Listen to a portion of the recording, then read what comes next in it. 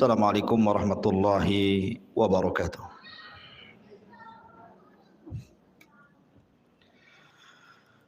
Alhamdulillah wassalatu wassalamu ala Rasulillah wa ala alihi wa sahbihi wa mawalah wa la hawla wa la quwata illa billahi wa ba'du.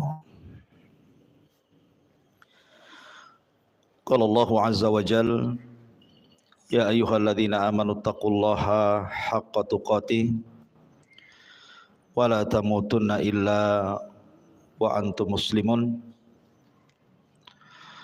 Wa qala sallallahu alaihi wasallam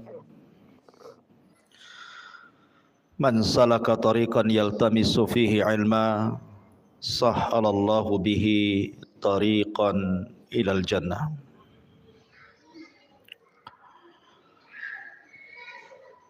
Baik, kita lanjutkan pembahasan kitab Al-Kabair karya Al-Imam Al-Zahabi rahimahullahu ta'ala. Dan kita masuk pada dosa besar yang ke-42, istri durhaka kepada suaminya. Ma'asyiral muslimat, ibu-ibu yang dirahmati Allah subhanahu wa ta'ala, kita tahu bahwa tujuan berumah tangga adalah menciptakan dua perkara. Pertama, mawaddah, dan yang kedua, rahmah. Dan itu difirmankan di dalam Al-Quranul Karim, wa min ayatihi an khalaqa lakum min anfusikum azwaja litaskunu ilaiha wa ja'ala bainakum mawaddatan wa rahmah inna fi dzalika laayatin liqaumin yatafakkarun. Dan dari tanda-tanda kuasa Allah, ayat-ayat Allah, Allah subhanahu wa ta'ala menjadikan kalian itu berpasang-pasangan.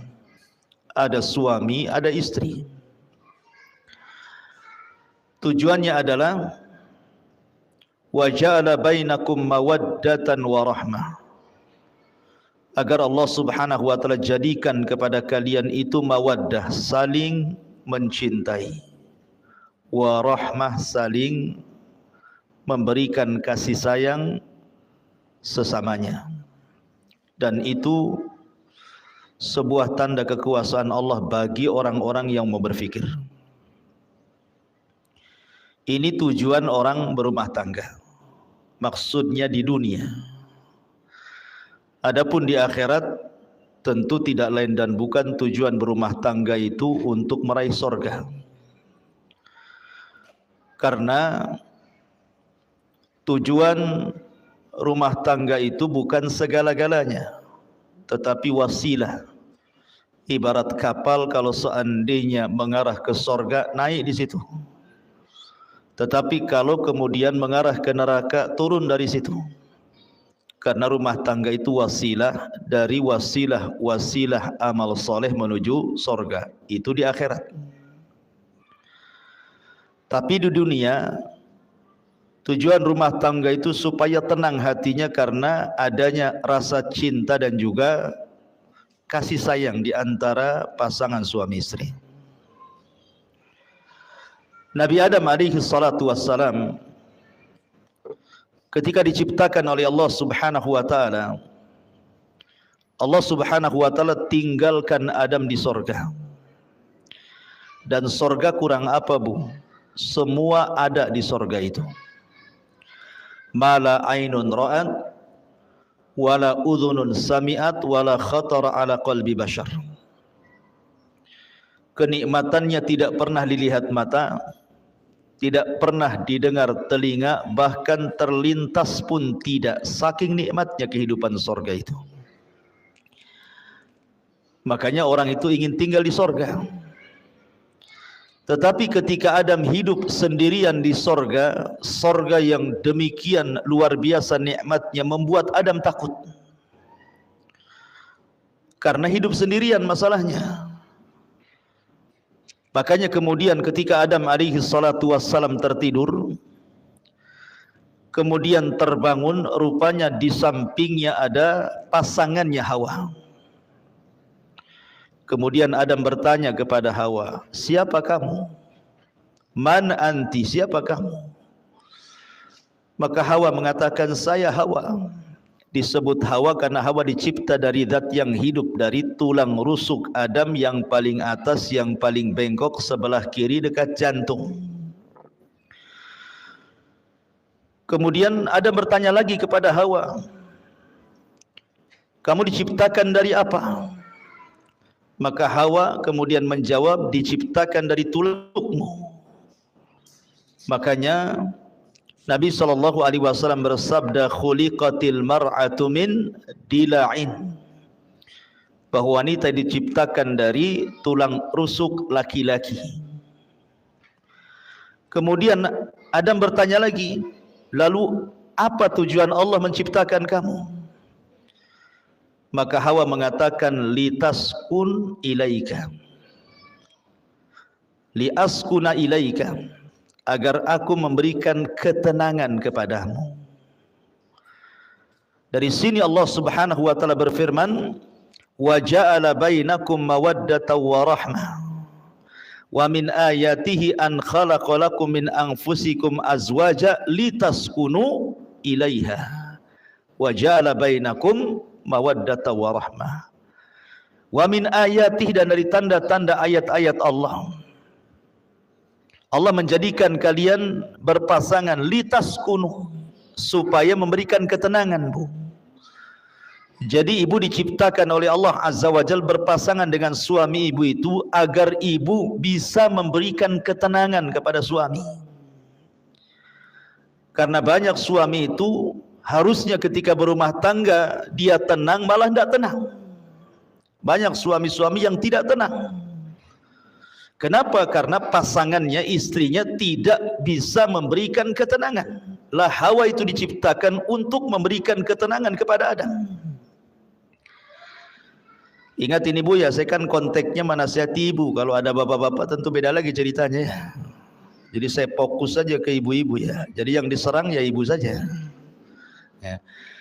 Jadi posisi ibu itu litaskun, supaya memberikan ketenangan kepada bapak, bukan malah kemudian merepoti laki-laki sehingga rumah yang besar, uang yang banyak, kendaraan yang mewah tidak bisa tenang. Karena itu tidak bisa menenangkan, Bu.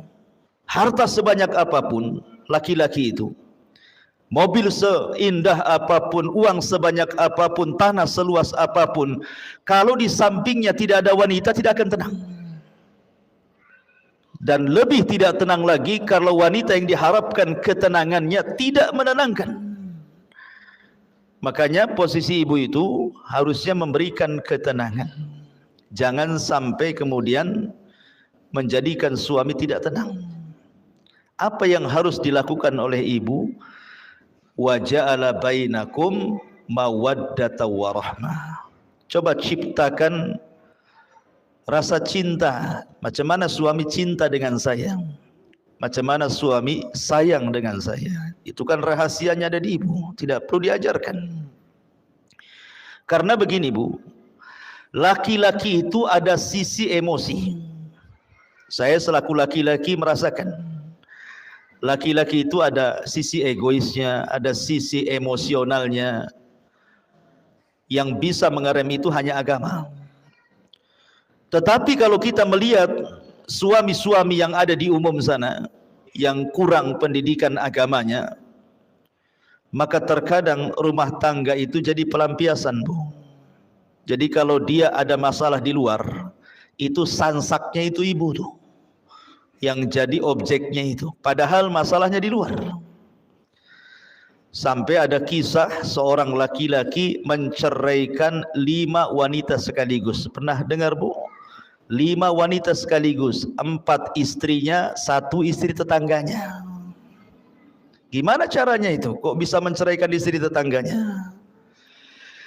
Jadi laki-laki ini dia ada masalah di luar, mobilnya mogok, kendaraannya tidak sampai ke perusahaan, dia sudah emosi itu dengan mobilnya. Ketika dia emosi, telepon pula istri pertamanya, omongannya nggak enak. Akhirnya dia berjanji untuk menceraikan istrinya, pulang dia. Sampai di rumah, mana istriku yang pertama? Datang istri yang pertama, kenapa kau ngomong begini begitu? Anti talik, saya ceraikan kamu. Satu tuh kena cerai. Datang istri keduanya, kaget. Bang, salah apa istrimu tuh? Kenapa kau ceraikan dia? Bertakwalah kau kepada Allah. Marah lagi, namanya lagi emosi, Bu. Dipanas-panasi makin emosi. Oh, kalau gitu kau ceraikan juga kau, katanya. 2 lah diceraikan. Datang lagi istri ketiganya. Kemudian ketika melihat 2 istri diceraikan, a'udzubillah, aku berlindung kepada Allah. Kenapa kau ceraikan 2 orang itu? Kamu juga ingin cerai? Aku ceraikan juga. 3 lah tuh. Datang istri keempatnya mengatakan, bang, kau sudah ceraikan 3 istrimu, sekarang tinggal aku. Ceraikan juga aku. Akhirnya diceraikan. Oh, kau minta cerai juga? Anti talik, kalau gitu ku ceraikan juga kamu. Datang istri tetangganya, dengar kan, kok ribut-ribut. Ketika melihat laki-laki itu, kata istri tetangganya, a'udzubillah, hei fulan, aku berlindung kepada Allah, bagaimana bisa kau menceraikan dalam sekejap 4 istrimu? Lagi emosi, Bu. Oh, kalau gitu saya ceraikan kamu sebagai wakil suamimu kalau suamimu mengizinkannya. Datang suaminya, aku izinkan, katanya. Coba ingat. 5 perempuan dicerai dalam satu waktu. Itulah kisah seorang laki-laki menceraikan 5 istri itu. Gara-gara emosi, Bu. Artinya begini, Bu, dalam kondisi apapun, ibu tidak tahu suami itu ada masalah apa di luar. Makanya kenapa seorang wanita itu digunakan atau difungsikan oleh Allah untuk memberikan ketenangan. Lihat Khadijah. Ketika Nabi SAW dalam kondisi ketakutan, kemudian dia datang kepada Khadijah dan mengatakan, dassiruni, dassiruni, selimuti aku, kata Rasul. Maka Khadijah pun menyelimuti Rasul dan masuk dalam selimut itu juga. Kenapa kemudian Rasul minta diselimuti? Karena salah satu yang bisa menenangkan itu selimut, Bu. Orang lagi takut, biasanya sembunyi di balik selimut, itu ngurangi sedikit lah. Baru setelah tenang, baru Khadijah pun kemudian bertanya, ada apa? Maka Rasul menceritakan. Khadijah langsung mengatakan, wallahi, demi Allah, engkau tidak mungkin dihinakan Allah. Orang sepertimu loh, orang baik gak mungkin dihinakan Allah dengan peristiwa seperti ini. Karena bagaimanapun Rasul belum tahu makhluk yang bersayap yang segede apa gitu ya, sayapnya saja terbentang antara ufuk ke ufuk gitu ya. Bisa saja syaitan, bisa saja iblis, bisa saja jin, bisa saja apa, kan tidak tahu. Sehingga wajar ketakutan. Karena belum tahu kalau itu adalah malaikat masalahnya. Kalau sudah tahu itu Jibril, ya nggak mungkin ketakutan Rasul kan itu. Maka Khadijah hanya mengatakan, wallah la yuhzikallahu abada. Demi Allah, orang sepertimu tidak mungkin dihinakan Allah Subhanahu wa taala. Engkau ini orang yang suka menghormati tamu, menyambung silaturahim, membantu orang, macam-macam sifat Rasul yang baik. Kemudian disampaikan Khadijah kepada Rasul, sampai Rasul kemudian tenang. Begitulah seorang wanita. Jadi ciptakan al-hub, perasaan cinta dan juga kasih sayang. Sampai ada satu kisah. Jadi ada seorang tua yang sudah tua, seorang ibu yang sudah tua, Bu, tinggal di Amerika. Ceritanya tinggal di Amerika, di negeri kafir. Ibu ini sedang sakit, sudah nenek-nenek, sudah tua, sakit. Kemudian ada seorang wanita muda merawat dia setiap hari. Merawat dia setiap hari. terkadang menyuapi, ngurutin, mijitin, menghibur dengan kata-katanya. Baik sekali wanita muda ini kepada ibunya ini. Jadi susternya itu heran gitu ya, karena setiap hari asik dia saja, seolah-olah nggak ada keluarga lagi ibu ini, asik dia lagi gitu. Jadi dia bertanya, siapa kamu? Apa tidak ada keluargamu? Kenapa kamu terus yang menjaga ibumu ini? Katanya perempuan muda ini bukan ibuku. Jadi kagetlah suster ini ya, karena perlakuan anak ini persis seperti ibunya sendiri gitu ya, memberikan kasih sayang, ngasih makan, begitu seterusnya lah. Jadi perawat kafir ini heran, bukan ibunya tetapi memperlakukan lebih daripada ibunya. Jadi perawat ini tanya, kamu ini siapa? Maka maksudnya ibu itu siapanya kamu gitu ya. Kata wanita muda itu, aku ini seorang muslimah. Aku ini seorang wanita muslimah. Ibu ini adalah mertuaku. Dia adalah ibu daripada suamiku. Jadi ketika mendengar nih suster ini bahwa itu bukan ibunya tapi mertuanya, bukan yang melahirkannya, tetapi sayangnya begitu luar biasa. Kok bisa gitu ya? Akhirnya dia berpikir, demi Allah, kata suster kafir ini, aku punya ibu. Kemarin pun sakit, tetapi aku tidak pernah menjenguknya. Terkadang hanya aku lewat WA saja, semoga lekas sembuh, tapi tidak pernah datang, apalagi sampai seperti menyuapi, menghibur, memijiti, dan begitu seterusnya gitu ya. Maka seorang wanita muslimah ini mengatakan, demi Allah, bahwa aku berbuat baik kepada mertuaku ini karena ini bagian daripada hakku berbuat baik kepada suamiku. Oh, ketika mendengar indahnya syariat Islam ini, akhirnya kemudian suster kafir ini masuk Islam. Lihat ya. Jadi ketika ibu ini berbuat baik kepada orang tua suami, maka ibu harus menganggap orang tua suami itu sama dengan ibu sendiri. Dan itu bagian bahwa ibu sedang melaksanakan hak sebagai seorang istri kepada suaminya. Ini di zaman ini tidak aneh gitu ya, suami ini ngirim uang sama ibunya, ibu pula yang emosi, ya kan? Jangan banyak-banyak bang kalau ngirim itu. Ini rumah belum selesai, kulkas belum dibeli, sepeda motor belum lunas, tanah sebelah belum dibeli. Aduh, semua pengen semuanya. Itu namanya ngajari durhaka suami kepada orang tua namanya. Tidak boleh. Yang ada ibu menjadikan mertua itu sama sayangnya dengan kepada ibu sendiri. Itu yang harus dilakukan sebagai hak seorang istri kepada suami. Ya. Ma'asyiral muslimat, ibu-ibu yang dimuliakan Allah Subhanahu wa taala. Makanya juga ada satu kisah nanti kita sebelum masuk. Kisah luar biasa ini, Ibu. Jadi satu sisi ini seorang wanita percontohan kepada ibu-ibu yang lainnya ya. Ada satu kisah saya baca dalam kitab, lupa kitabnya. Tapi ini kisah nyata gitu ya. Jadi ada seorang wanita muslimah, akhlaknya baik sekali, sayang dengan suaminya, cinta dengan suaminya, pokoknya luar biasa. Dia tidak pernah mengecewakan suaminya, tidak pernah kata-katanya menyakiti suaminya. Dia berusaha tidak ada pertengkaran dalam rumah tangganya. Satu hari pun tidak pernah bertengkar dia. Jadi ada feedback, karena istrinya juga baik, apalah yang kurang dari istriku.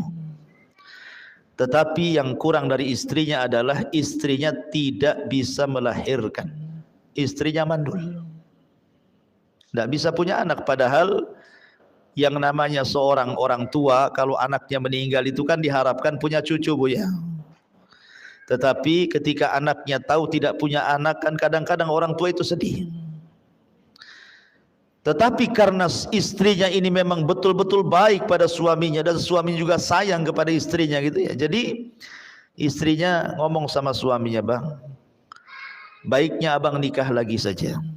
Boleh jadi dengan pernikahan kedua ada keturunan, supaya ada yang meneruskan generasi abang. Tapi abangnya tidak mau. Demi Allah, apalah yang ada di dunia ini sudah cukup ada padamu. Akhirnya kemudian didesak-desak suruh kawin lagi, tetap tidak mau. Ini hanya berlaku kepada kisah ini Bu ya. Kalau ibu ngomong sama suami gitu, wah langsung besok kawin lagi itu. Ya, jadi ini maksudnya ini betul-betul sayangnya suami kepada istri seperti itu. Karena istri pandai mengambil sayang suami. Sampai akhirnya Allah takdirkan istrinya ini diponis kanker. Kanker rahim. Dan kata dokter usianya tidak akan lama. Paling lambat 1 bulan. Dia akan mati. Jadi istrinya ngomong sama abangnya, nih bang, tengok dokter sudah mengatakan bahwa usiaku tidak akan sampai 1 bulan. Sebaiknya abang menikahlah, biar aku bisa menyaksikan pernikahan itu. Akhirnya kemudian suaminya tetap nggak mau. Bahkan dia ketika istrinya dirawat di rumah sakit itu, dia tinggalkan semua pekerjaannya. Dia duduk di samping istrinya, kemudian merawat istri, semua pekerjaan dibawa ke rumah sakit. Sampai betul prediksi dokter, belum 1 bulan istrinya menghembuskan napas terakhir. Betapa sedihnya seorang suami kalau yang dicintainya itu meninggal seperti itu. Lihat Nabi, 1 tahun meninggal Khadijah itu tidak bisa menghapus kesedihannya. Karena cintanya Rasul kepada Khadijah. Jadi setelah istrinya meninggal dunia, beberapa waktu setelahnya pembantunya datang membawa surat, dan pembantunya mengatakan, Pak, ini surat dari istri Bapak semasa hidup, saya dilarang memberikannya kecuali setelah wafatnya, dan ini juga ada kado pemberian dari istri Bapak, katanya. Ada surat dan ada kado. Rupanya setelah dilihat kadonya hanya cermin biasa untuk mengaca. Kemudian dia menitip surat, dan isi suratnya dia memohon, Bang, ketika aku di dunia aku memaksa engkau berpoligami supaya punya anak, abang tidak mau. Saya paham, boleh jadi abang takut saya cemburu. Tetapi apalah cemburu sekarang, istrimu sudah meninggal dunia. Tidak mungkin orang di kuburan akan cemburu kepada orang yang di atas kuburan. Tolonglah menikah bang. Kalau abang cinta dengan aku, kalau dia punya anak perempuan, kasih nama anak itu diriku, supaya menunjukkan bahwa sayang itu sampai ke kuburan, katanya. Luar biasa Bu ya kisah ini. Kayak sinetron aja Ustaz. Enak kali kalau punya kisah kayak gini ya. Tapi tidak mustahil kok bisa dilakukan seperti ini kalau istri itu pandai menciptakan mawaddah warahmah. Lah salah satu Bu yang meretakkan rumah tangga, salah satunya yang meretakkan rumah tangga dan hilangnya mawaddah dan rahmah adalah durhakanya istri kepada suami. Apa itu? Ini kita akan bahas dalam kitab ini. Allah Subhanahu wa taala berfirman, "Wallati takhafuna nusuzahunna fa'idhuhunna wahjuruhunna fil madhaji' wadribuhunna fa in ata'nakum fala tabghu 'alaihinna sabila innallaha kana 'aliyan kabira." Perempuan-perempuan yang kamu khawatirkan akan nusuz. Nusuz itu selingkuh, melakukan perbuatan-perbuatan keji dalam rumah tangga. Tidak mesti selingkuh beneran dengan laki-laki, tidak. Bisa saja dia melawan dengan kata-katanya, bisa saja melawan dengan perbuatannya sehingga menjadikan suami marah dan emosi. Maka tugas suami fa'idhuhunna, pertama memberikan nasihat kepada istrinya.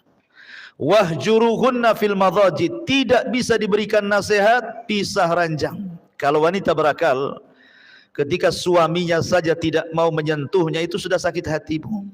Kalau wanita itu berakal, ketika suami tidak mau menyentuh, apalagi tidur di tempat lain, istri di atas, suami di bawah atau lain kamar, itu sudah sakit hati. Tapi wanita zaman sekarang akalnya sudah nggak ada. Nggak apa-apa, tidurlah sana, katanya. Kadang-kadang wanita seperti itu ya. Wadribuhunna, kalau masih nekat juga, tidak mau sadar juga, tidak mau minta maaf juga, maka suami boleh memukul sebagai simbol itu akhir daripada nasihat. Maka boleh seorang suami menceraikan. Kalau sudah dipukul, fa in ata'nakum, kalau memang istrinya taat lagi, bertobat lagi, fala tabghu alaihinna sabila, maka tidak boleh mencari jalur cara untuk supaya rumah tangganya retak. Innallaha kana aliyan kabira, karena Allah zat yang maha tinggi lagi maha besar. Di sini ada kata-kata wallati takhafuna nusuzahunna, dan wanita-wanita yang kamu khawatirkan akan nusuz. Jadi Nabi SAW ketika mengatakan bahwa ada wanita-wanita yang nusuz, memang kenyataannya banyak. Wanita-wanita itu yang nusuz baik dengan ucapan atau dengan perbuatan.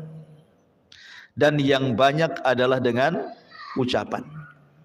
Yang paling banyak nusuz seorang istri itu ucapan istri kepada suami.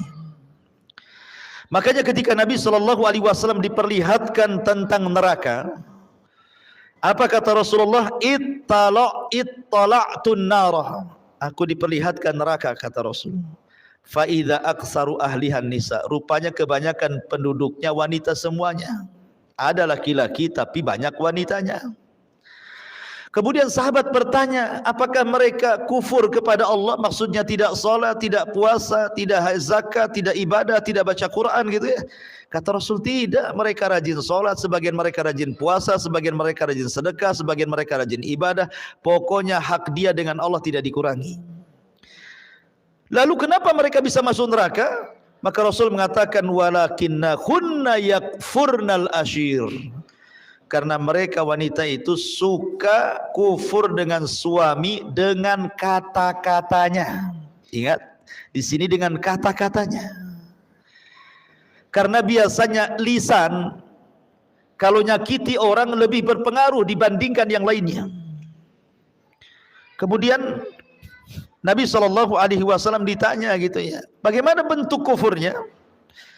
Maka bentuk kufurnya adalah apabila seorang suami banyak melakukan kebaikan kepada ibu, kemudian ada kesalahan satu kali, tiba-tiba ibu mengatakan, engkau belum pernah berbuat apa-apa kepada saya. Abang ini sebenarnya tidak cinta sama saya. Abang ini tidak pernah memberikan perhatian. Abang ini begini-begini. Intinya bahwa menghapus semua kebaikannya. Harusnya seorang istri sebelum ngomong yang nyelekit kepada suami itu la yafruku mu'minatun mu'minun mu'minatan. Baik seorang istri memandang suami, suami memandang istri, sebelum mengeluarkan kata-kata itu Bu, timbang pasangannya itu. Baiknya seberapa, buruknya seberapa. Kalau seandainya keburukannya hanya 30%, kebaikannya 70%, lalu kenapa kemudian ibu ngomong seperti itu? Itulah yang disebut dengan insaf dalam rumah tangga namanya. Insaf dalam rumah tangga itu sebelum ngomong, timbang-timbang dulu. Suami ini lebih banyak baiknya atau lebih banyak buruknya gitu loh. Supaya seimbang rumah tangga, dan disitulah kemudian suami akan tenang karena ibu yang memberikan ketenangan. Lah di sini Nabi SAW mempertegas lagi apa yang dimaksud nusus di sini. Nabi mengatakan idza da'ar rajulu imra'atahu ila firashihi falam ta'tihi fabata ghadbana 'alaiha la'anathal malaikatu hatta tusbiha.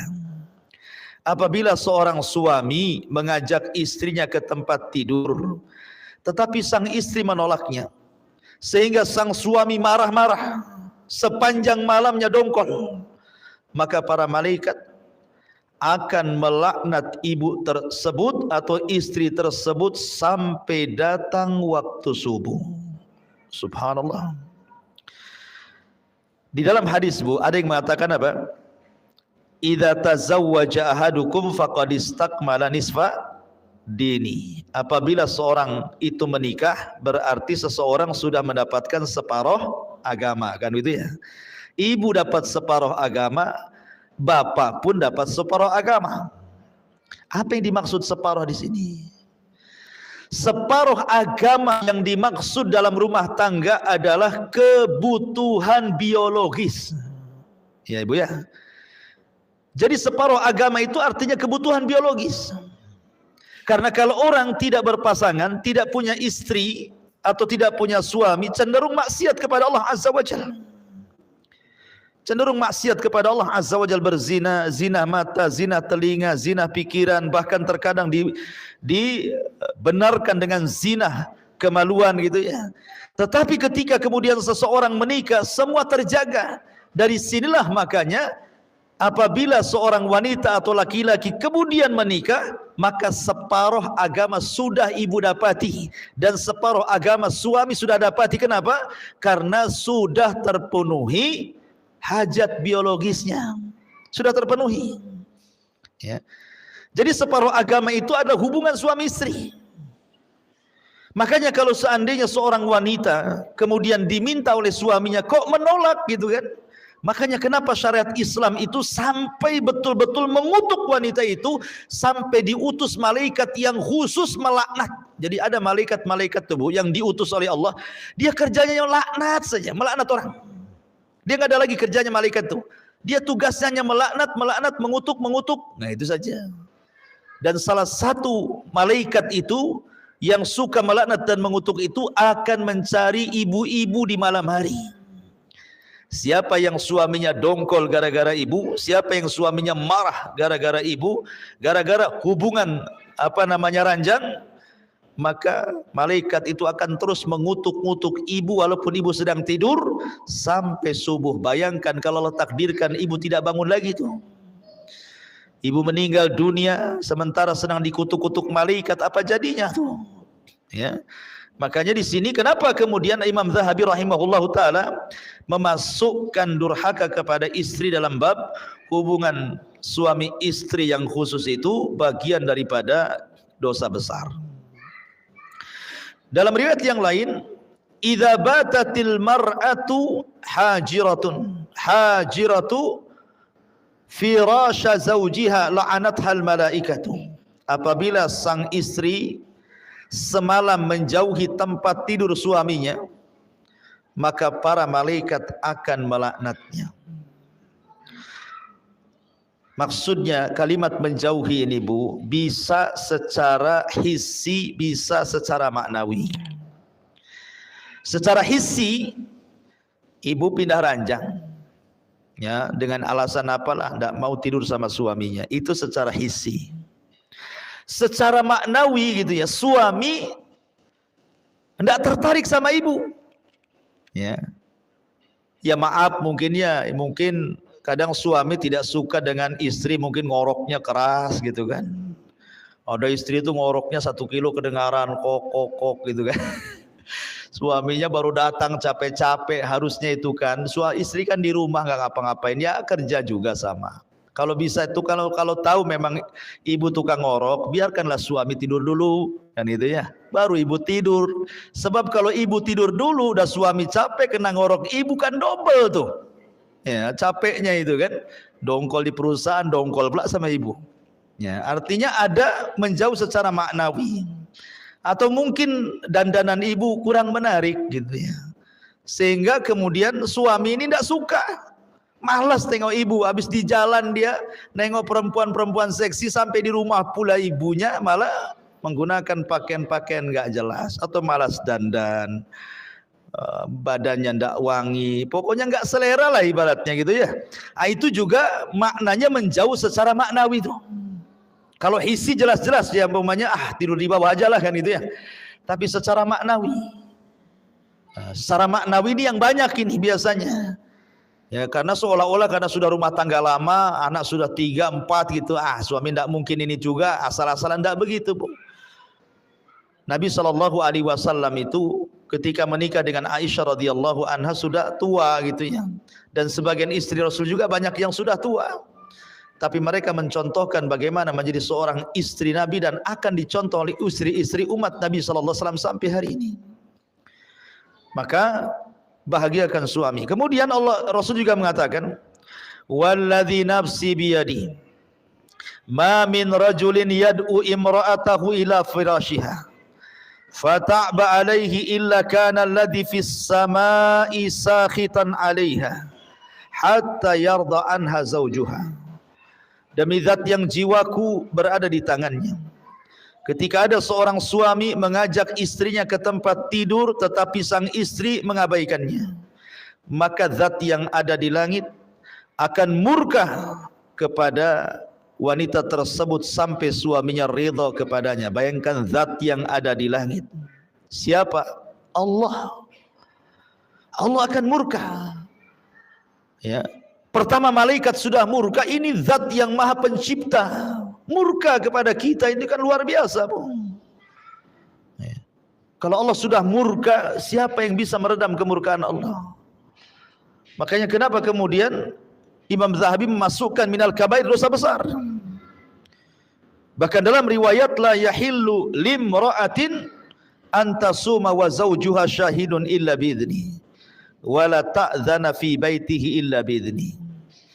Tidak halal artinya haram. Ketika Rasul mengatakan tidak halal, berarti kebalikannya haram. Seorang wanita berpuasa sunnah sementara suaminya hadir. Suaminya tidak kerja, suaminya di rumahnya. Tidak boleh. Kecuali izin daripada suaminya. Izin pun kalau seandainya paginya diizinkan, kemudian siang dia minta, batalkan, Bu.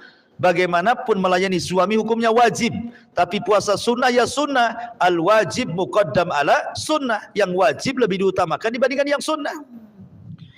Jangan banyak alasan lah, kan abang tadi ngizinkan pagi, masa sekarang nggak usah ada alasan. Ngapain pula buat alasan?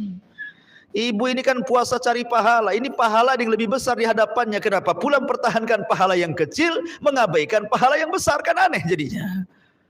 Ya.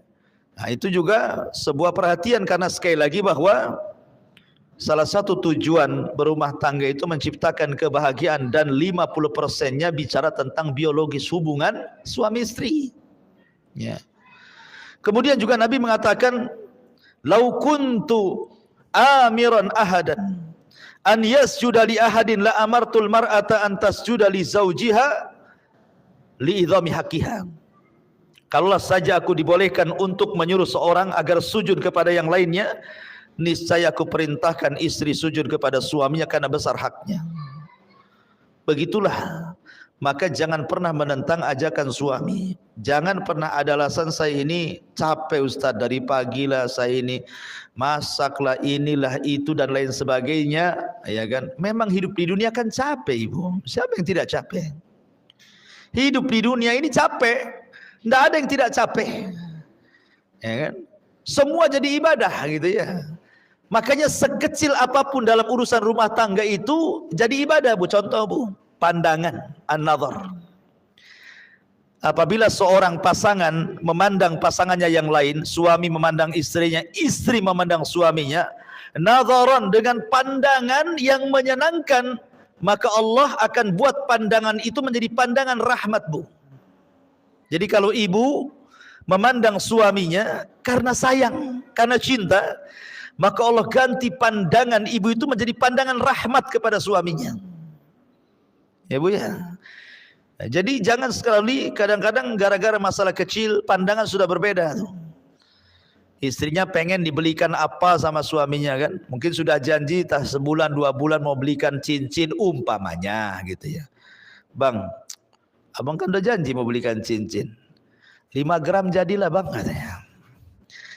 Kata abangnya, nantilah, belum ada uang. Mulai pandangannya sinis, beda tuh. Kan? Jangan, Bu, ya. Jangan seperti itu. Kalau bisa stabilkan sajalah pandangan itu. Nah, perlu kemudian gara-gara itu kemudian sinis pula gitu. Supaya suaminya dibuat pula persoalan, supaya suaminya betul-betul belikan ibu emas, dibuat gara-gara lah bahasanya kan. Jadi mandang saja pahala. Apalagi kalau lebih daripada itu, turun dari pandangan ke lisan, senyum. Senyum ini terkadang pengaruhnya lebih besar dibandingkan bicara, Bu. Ya. Senyum itu bisa lebih besar pengaruhnya dibandingkan orang bicara, merayu. Ya. Tetapi senyum itu pengaruh luar biasa. Saking berpengaruhnya senyum itu, sampai Rasul mengatakan loh, tabassumuka li akhika sadaqah. Senyum kamu kepada saudaramu itu dianggap sedekah. Loh, bagaimana kalau seorang istri senyum kepada suami? Tidak pernah senyum terus, kan enak, Bu, kalau orang senyum terus. Ya, kayaknya suami itu kayaknya tenang, kayak pengen pulang terus. Walaupun merasa salah itu kalau nengok senyum istrinya itu tenang, Bu. Ya. Tapi kalau ibu sudah menampakkan apa namanya wajah seramnya ya, gimana suami akan tenang? Senyumlah walaupun ada masalah, senyum. Terkadang aneh, ada seorang istri lagi masalah dengan suaminya, tiba-tiba ada telepon dari kawannya, sempat-sempatnya dia tertawa dengan kawannya di saat dia sedang bermasalah dengan suaminya. Padahal tertawa dan senyum kepada kawannya dalam telepon itu dibuat-buat karena hatinya dia sedang dongkol gitu loh. Kalau dia bisa membuat senyum pura-pura kepada kawannya seolah-olah tidak ada masalah, kenapa tidak bisa buat pura-pura senyum kepada suaminya, Bu? Kan gitu ya? Kan aneh jadinya. Kok sama orang bisa pura-pura, kok sama suami tak bisa pura-pura gitu ya? Buatlah senyum pura-pura, ada apa-apa senyum pura-pura. Masalahnya gini Ustaz, saya kalau senyum-senyum kepada suami apa kau katanya? Ada apa? Ya karena ibu jarang senyum. Jadi kalau ibu senyum, suami dah deg-degan tuh jadinya. Ini jangan-jangan ada maunya nih kan gitu ya. Nah, tapi kalau orang senyum terus kan nggak curiga suami itu. Ini jarang senyum, sekali senyum pasti ada apa-apa itu di balik senyum tuh. Makanya apalagi kalau tambah daripada pandangan senyum sampai kepada kata-kata, sampai kepada perbuatan. Maksudnya perbuatan itu ibu menyenangkan suami, betul-betul menyenangkan gitu ya. Mampu menjaga badan, maaf ya, mampu menjaga badan. Ini enggak gitu ya. Makin bulan kok makin tambah lah beratnya ini. Timbangannya sampai jarumnya enggak ada lagi angkanya. Ya, jadi jagalah penampilan, jaga pakaian, jaga semuanya, enggak masalah. Saya sudah tua Ustaz, enggak ada agama itu, enggak ada tua, enggak ada muda. Ya. Agama itu semua sama. Ya, mau tua, mau muda, mau baru kawin, mau sudah lama kawin, semua sama. Karena inti rumah tangga itu adalah mencari redha. Sementara suami itu ibaratnya ibu bagi suami. Kalau keredhaan Allah itu di tangan seorang ibu bagi suami, maka keredhaan Allah bagi istri ada di tangan suami. Mana dalilnya? Lihat hadis selanjutnya. Ungduri aina anti minhu fa innahu jannatuki wa naru. Berkata Aman bin Muhsan, aku pernah menceritakan suamiku kepada Nabi SAW. Lalu dia mengatakan, kata Nabi SAW ketika dia mengatakan, bagaimana kondisimu dengan suamimu? Kata wanita ini, aku sudah berusaha keras membahagiakan suamiku kecuali apa yang aku tidak sanggup, kata wanita ini. Maka Rasul bersabda, lihatlah di mana posisimu di hadapan suamimu. Karena suamimu bisa menjadi sorgamu dan juga bisa menjadi nerakamu. Jadi yang menentukan sorga dan neraka seorang anak wanita itu, istri itu adalah suaminya, beda dengan suami. Kalau suami yang menentukan sorga dan neraka ibunya, orang tuanya, karena haknya lebih besar dibandingkan kepada istri dan anaknya. Beda dengan istri, ya kan? Kalau istri yang lebih berhak kepada suami. Adapun orang tuanya nomor 2. Kalau suami orang tuanya nomor pertama, istri dan anaknya nomor kedua. Makanya di mukadimah saya katakan jangan ibu ajari suami durhaka kepada orang tua. Jangan. Laki-laki itu berakal, Bu, dia tahu bagaimana cara membahagiakan. Ya. Walaupun sebenarnya orang tua, dimanapun orang tua, Bu, ketika melihat anaknya sukses itu pasti dia senang. Dia senang. Terkadang ada sebagian orang tua itu tidak peduli dengan anaknya. Mau anaknya itu public figure, mau anaknya itu mungkin punya jabatan, punya pangkat, pemimpin, kadang-kadang nggak peduli orang tua itu. Orang tua itu hanya menyokolahkan anak itu supaya anaknya jauh lebih baik dibandingkan orang tuanya. Apalagi orang-orang tua di desa yang tahu bahwa kita ini anaknya, gitu saja, nggak peduli ibu ini jadi apa di Batam ini, suami jadi apa, nggak peduli. Seorang tua itu di mana-mana hanya ingin diberikan kasih sayang kepada dia gitu ya dari anaknya. Maka ibu jangan ajari durhaka seorang anak kepada orang tuanya. Arahkan, ingatkan kalau perlu, Bu, Bang, gimana orang tuanya? Gimana? Udah dikirim belum? Udah ditelepon belum? Begitu ya. Dia didoakan belum itu kalau sudah meninggal, sedekahlah untuk orang tua abang. Begitu harusnya. Bukan ngalang-ngalangi gitu ya. Makanya penting sekali. Mungkin saya pernah cerita ya, saya dengar salah satu ustadz itu, Ustadz Pekanbaru kalau nggak salah itu, menceritakan tentang aduan seorang ibu kepada anaknya. Gara-gara anaknya itu dilarang-larang istrinya tidak boleh nelpon sama orang tuanya. Padahal anaknya ini sukses, secara dunia sukses. Jadi ibunya itu nelpon dari kampung. Assalamualaikum nak. Waalaikumsalam. Kata ibunya, nak, sudah lama hampir 1 tahun kau tidak telepon aku. Kata anaknya, iya bu, alasannya sibuk pekerjaan. Padahal istrinya yang menghalang-halangi itu. Kemudian ibunya yang mengatakan, ya sudah, yang penting kau sehat-sehatlah di situ dengan anak binimu. Kemudian 2 bulan selang ibunya telepon lagi, dengar berita bahwa anaknya bisa beli mobil. Oh, senanglah ibunya. Dia mengatakan, nah saya dengar kau beli mobil bagus. Kata anaknya, ya alhamdulillah, kau pandai menyenangkan anak istrimu. Lihat, orang tua itu di mana-mana. Kalau dia berakal bu, ketika suaminya bisa menyenangkan anak istrinya, itu senang dia. Ya, beda dengan seorang istri apabila seorang suami menyenangkan orang tuanya, tidak senang. Ada istri yang kayak gitu tuh, tidak senang. Tapi kalau orang tua, kalau seorang suami sendiri menyenangkan keluarganya, senang dia. Kenapa? Punya anak yang bertanggung jawab. Kemudian ditelepon lagi gitu kan, nah saya dengar kau punya baru beli rumah gitu ya. Alhamdulillah, kau pandai bertanggung jawab. Akhirnya sampai kepada ceritanya mengagetkan karena rupanya istrinya ini suka dengan binatang, suka dengan anjing pula istrinya itu. Jadi suaminya belikan anjing lah, tak tanggung-tanggung harganya 40 juta, beli dari Belanda lagi. Wah, banyak kali tuh, beli anjing saja 40 juta, impor lagi dari Belanda. Akhirnya terdengar sama ibunya, teleponlah ibunya. Nah, apa benar kau beli anjing 40 juta dari Belanda? Kata anaknya, betul bu. Dia nutup-nutupi istrinya. Kata ibunya, dengarkan nak, ini wasiat ibu terakhir kali ya. Kau beli anjing harga 40 juta. Kau buat tempat yang indah untuk anjingmu. Kau beli makan untuk anjingmu pagi, siang, sore, malam. Kau rawat anjingmu pagi, siang, sore, malam. Demi Allah nak, kalau seandainya Allah subhanahu wa ta'ala wafatkan ibumu ini, kemudian Allah ciptakan kembali ke dunia, demi Allah, ibu tidak mau tercipta menjadi seorang manusia, hanya ingin tercipta menjadi seekor anjing supaya ibu bisa melihatmu. Oh, bayangkan. Saking sakit hatinya seorang ibu itu. Ya, padahal doa seorang ibu itu 1 kali saja bu, 1 kali saja seorang ibu itu berdoa, kata Imam Syafi'i, itu sudah cukup bisa membahagiakan rumah tangga anaknya. Tapi orang tua hari ini banyak mendoakan kebaikan orang tua, bukan hanya sekali, tapi tidak diijabah oleh Allah. Kenapa?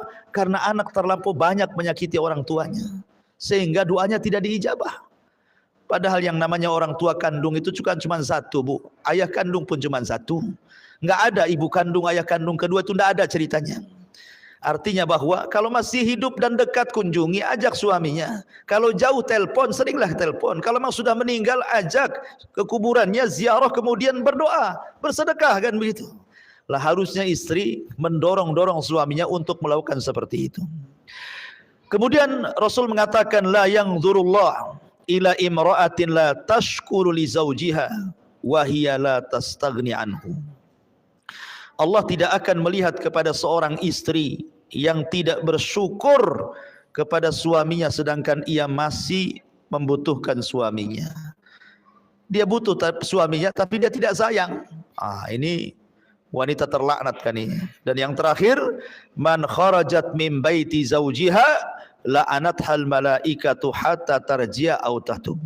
Barang siapa seorang istri yang keluar dari rumah suaminya tanpa izin suami, maka para malaikat akan melaknat hingga dia kembali atau bertobat. Banyak istri gara-gara bertengkar dengan suami dia nggak sabar.